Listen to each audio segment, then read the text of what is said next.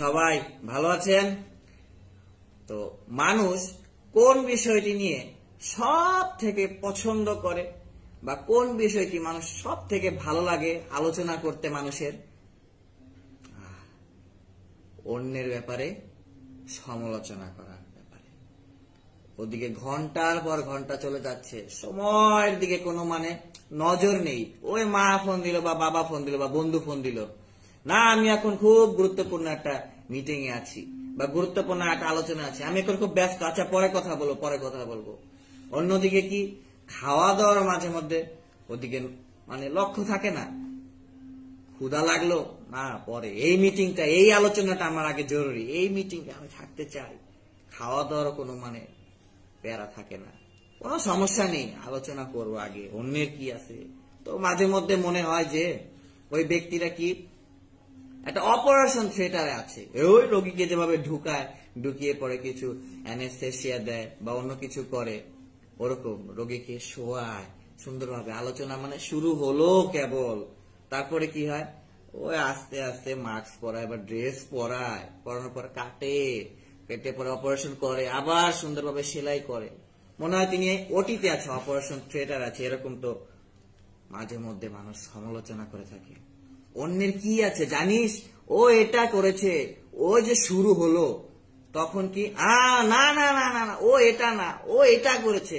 অন্যজন বলে না না না তুই জানিসই না, ও তো এটা এইভাবে করেছে। সত্যি? সত্যি? আরেকটু আরেকটু আরেকটু বল, উৎসাহ জাগে, আরেকটু শুনি খুব ভালো লাগে। আলোচনা করা ঠিক, কিন্তু কেন অন্যের বিষয়ে আমি আলোচনা করব? কেন অন্যের সমালোচনা করব? কেন?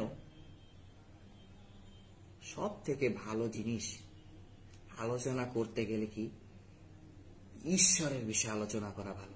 ঈশ্বর আমার জীবনে কি আশীর্বাদ করেছে সেটা অন্যকে তুলে ধরুন। আমি আমার ব্যক্তিগত জীবনে এটা করে থাকি। কি ধরুন, যদি আমি কোনো নতুন মানুষকে পাই, তাকে চিনিও না জানিও না, তাকে আমার জীবনের ইতিহাস বা আমি কিভাবে ঈশ্বরের মহা আশীর্বাদ পেলাম সেই বিষয়ে তুলে ধরি, যেন কি সে আরো উৎসাহিত হয় ঈশ্বরের বিষয় জানার জন্য।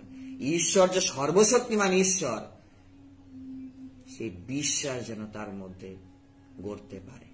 কারণ বিশ্বাস কি ধাপে ধাপে বৃদ্ধি পায়। বাক্য শুনতে শুনতে, অন্যের আশীর্বাদ শুনতে শুনতে ঈশ্বর এটা করেছে আমার জীবন, ঈশ্বর এটা করেছে, ওইটা কি শুনতে শুনতে বিশ্বাস আস্তে আস্তে ধাপে ধাপে বৃদ্ধি হয়। আপনি ইচ্ছাকৃতভাবে অন্যকে বলুন আপনার জীবনে ঈশ্বরের আশীর্বাদ আছে, সব থেকে মহান আশীর্বাদ কি আছে। আপনি অন্যদেরকে সেই বিশ্বাসের যে বৃদ্ধি স্টেপ আছে সেটা বৃদ্ধি করতে সাহায্য করুন। দরকার হলে ইচ্ছাকৃতভাবে জিজ্ঞাসা করুন, ঈশ্বর তোমার জীবনে কি আশীর্বাদ করেছে। অন্যের সমালোচনা না করে বরং কি অন্যের বিশ্বাসকে বৃদ্ধি করান। ঈশ্বরের এতে গৌরব প্রশংসা আরো বৃদ্ধি পায় এবং আপনার জীবনেও কি ঈশ্বরের রাজ্যের জন্য আপনি একটু হলেও কাজ করছেন। তাই সমালোচনা বাদ দিয়ে কি ঈশ্বরের কথা অন্যকে বলুন। ঈশ্বর আপনার জীবনে কি আশীর্বাদ, সব থেকে মহা আশীর্বাদ করেছেন, সেটা অন্যকে শেয়ার করুন। তাহলে কি হবে, আপনিও ঈশ্বরের সন্তান হিসেবে আরো ঈশ্বরের সাথে যুক্ত হতে পারবেন। ধন্যবাদ।